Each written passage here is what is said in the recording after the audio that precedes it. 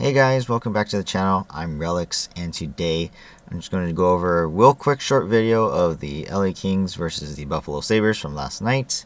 Um, Real quick, it's disappointing to say the least. If you guys didn't know, the Kings lost 7-0 against the Sabres after coming off a 4-0 win against the Oilers, which are one of the best teams in the league. The Oilers are, because they just went on a 16-game winning streak, lost it, and then lost it to Vegas, beat the Ducks, and then playing back-to-back, we shut them out 4-0.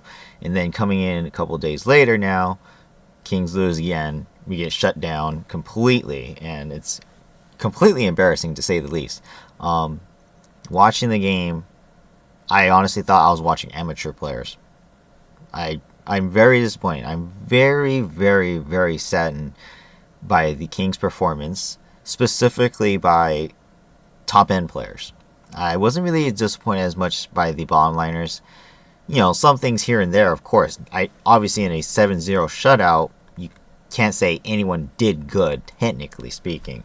Honestly, I don't really even know any positives to talk about, so I'm just going to say the Kings need to play better.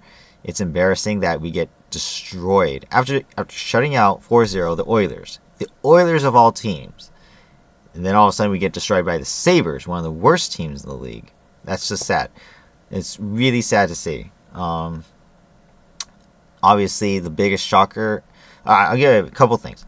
One of the biggest shockers is obviously Kopitar. I do not blame him necessarily for the amount of goals against him, but he did end up with a team-leading -6. 6 of the 7 goals he was on the ice for. So that's very sad to see for Andrei Kopitar, who is regarded as one of the best defensive centers in the entire league. Next up is -4 for Kempe, which I thought this was... I was like, okay, backtrack real quick. I just want to say, I know I've been giving Dubois a lot of harsh criticism, and I do admit that the Oilers game was probably his best game of the season, regardless that he did allow a too many men penalty and had a couple turnovers in the offensive zone. And typical Dubois, he still does, as soon as he enters the offensive zone with the puck, he turns it over. But yes, he did have his best game in the Oilers game this entire season. However, I have to give him credit. He did play better than Kempe in this game. And unfortunately, Kempe looked like crap. And I was thinking to myself as I was watching this game, is Dubois' bad plays overshadowing how bad Kempe is also playing? Maybe. Kempe was a 30 and 40 goal scorer for the past couple of years. All of a sudden, he's not that. He's not the guy. And yet, he's our top line winger. And yet, he isn't proving himself to be that. So, watching this game, I really wasn't paying attention to Dubois as closely as I was paying attention to Kempe. And it's very saddening to see that he isn't scoring, he isn't doing anything to help. In fact, I blame him for some of the defensive coverages in the defensive zone that fell apart. Because I don't blame Kopi. Kopi's actually watching somebody, except for one. I remember one specifically where it was Kopitar's man. However, for the most part, Kopitar is watching someone. But Kempe, back check is horrible. Defensive coverage is terrible. He's just out of position. And that's how all 7 goals were scored. Is the goal scorer was just wide open. Whether it be, I think it was a couple breakaways, if I remember correctly. And the rest were all just like straight up. They're open. They have literal time and space to pick a corner, shoot, and score. Yeah, face-offs weren't an issue in this game, except for Deneau. He had a 46%. Otherwise, everyone else had a 55+, which is great to see. I will say that's a positive, I guess, except for Deneau not doing good. But yeah, the top line got scored on a lot, and then obviously we mixed lines up, and Byfield moved down to a lower line throughout the game. But yeah, it is that top line that got scored on the most. And I thought Byfield still played a strong game. So no negatives really about Byfield's game as much as Kempe's and Kopitar's. And then obviously Doughty didn't have a good game. He gave up one straight up goal for the Sabres. That here, shoot on it. All 6 defensemen, horrible. Honestly, I thought England probably had his worst game of the season. Spence didn't look good either. Again, Spence is the offensive defenseman that we decided to keep over Dursey, and he hasn't scored a single goal this season. And that's very disappointing to see because he's not proving to be the offensive guy we need him to be. He does quarterback the second power play unit, so he needs to do better. But yeah, all 6D were pretty disappointing. I always harp on Roy and Gavrikov.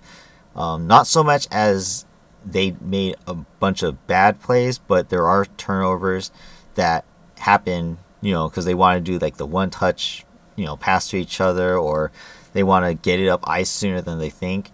But there's always Sabres in the way, and they intercept the pucks. And specifically Roy and Gavrikov, I noticed they have horrible passing in the defensive zone when trying to get up to the forwards, which is why our breakouts are pretty choppy.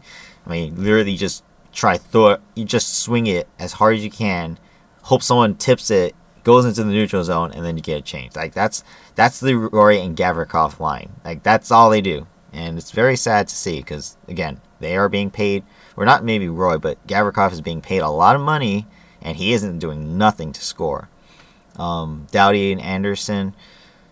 Again, I think Mikey was probably, arguably, I guess you can say, the best defenseman of the night, but even that is just not saying much. Although, ironically, Anderson ended up with a -3, so take whatever you will. But yeah, it's just disappointing. And then, of course, Riddick with the goaltending. I don't agree. I think it was Fox said that Jim Fox said that he didn't really like the goaltending. I don't agree with him. I think Riddick played his best game as far, not the best game, but like his best game as far as performance with what he had to deal with. I mean, we're talking like wide open players who are one-on-one with him, not one-on-one with a defenseman. It's one-on-one with the goaltender. So that's basically just a breakaway just in the slot, like in the offensive zone already. So I don't know what to say. I thought Riddick played a decent game. And then Talbot came in. He didn't fare any better. He also got a couple goals against. Bottom line is the Kings got to do better. I mean, to shut out the Oilers 4-0 and then go 0 goals the next game, that's very disappointing with a 2-day break. The Oilers, on the other hand, we shut them out 4-0.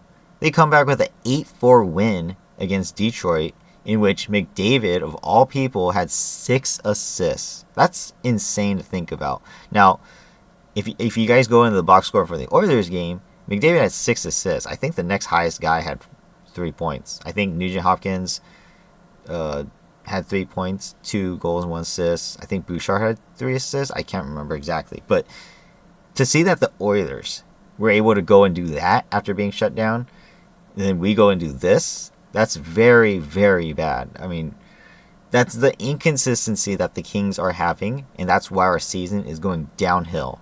Straight up downhill. And it's not going to get any easier. I know that a lot of people say the Kings have one of the easiest schedules left in the season, but if we're losing to the teams like the Sabres, we're not going to make playoffs. And we're hanging on to the wild card spot. We have the first one. Blues have the second. But, the other teams are catching up. The Flames, the Coyotes, the Predators are there. We're all in the mix. We're all fighting for those wild card spots. And this ain't going to cut it, obviously. Real quick, I'll just show you the stats of the game. Here's the box score for the Kings. Pretty disappointing. And if you guys also, I don't know if you guys noticed right here, Grunstrom, he has 3 minutes and 43 seconds time on ice. He left with a lower body injury. I did not see what happened, but that is disappointing to say the least. With Blake Lizotte out and now Grunstrom, that's 2 of our usual bottom liners that are going to be injured and not playing for us. Unfortunately, players like Leferrier He got more ice time, yes, but even him, I'm a little disappointed. He is the rookie who made it out of training camp. He needs to play better. He needs to do more for the team if he wants to stay on the team as, next year and the years coming in. I thought Lewis played okay, but at the same time, as a veteran, he should be playing a little bit better. He should be leading the fourth line. Taking an example from Lizotte, I thought Turcotte played okay as well, but again, another skilled player who needs to learn the NHL ways and, get on the scoring sheet. So, yeah, that's just my quick examination of the team. Overall, we need to put this one behind us and move forward. I mean, if we scroll down here to the Sabres box score, I mean, look at the points. It's spread out throughout the lineup. Almost everyone was scoring a point, and that just goes to show why the Sabres won. It's because they played as a team. They played as a whole team. But unfortunately, the Kings could not, and it just shows. And by the way, on the right side here, you can see that the Sabres have won this series 2-0 so far, 5-3 and 7-0. That's disappointing. That's 12 goals against us and only 3-4. That's very bad. Another note about that is in KeyBank Arena or KeyBank Center. Going back to the last time we were in the arena, the Sabres apparently scored 6 third-period goals, and then going to this game, that's 7 more. That's 13 straight goals against us in KeyBank Center. That's horrendous. Apparently we suck in that building, so whenever we go, got to get a strong start, like a really strong start, get that lead early, because it's not going to be any easier trying to dig ourselves out. So I just want to throw that out there. Again, it's just one of those games you got to move past. In the end, it's just 7 goals against in one game. So put it behind us, move on, and look forward to the next game. Honestly, I'm scared because with Grundstrom out, that's like pushing everyone to think that Arvidsson's going to come back. And as much as I would love to have Arvidsson back because he is a top 6 style player, I don't want him back yet. Because the last couple times we push our players to come back from injury, they don't do good or they get injured again.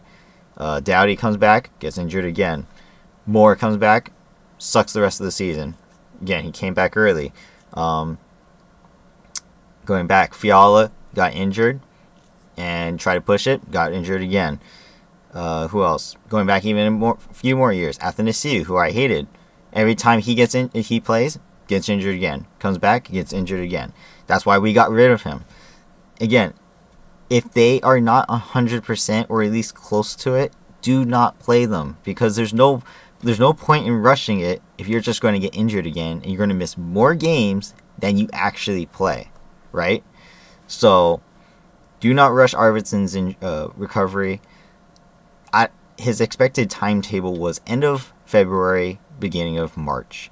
And if we are playing him in the next game, which is half of February, I guarantee you he's not going to last the whole season. So that's just my opinion. Hopefully the Kings realize that. You got to play Kaliev right now while you can. Obviously, I heard a lot of rumors he's going to be traded. Who cares about the rumors? Got to play the players you have, and everyone has to work hard regardless of the situation. Obviously, I'm going to expect Talbot to start this next game, but I am expecting the top 6 forwards, at least the top 6, to get on the scoring sheet.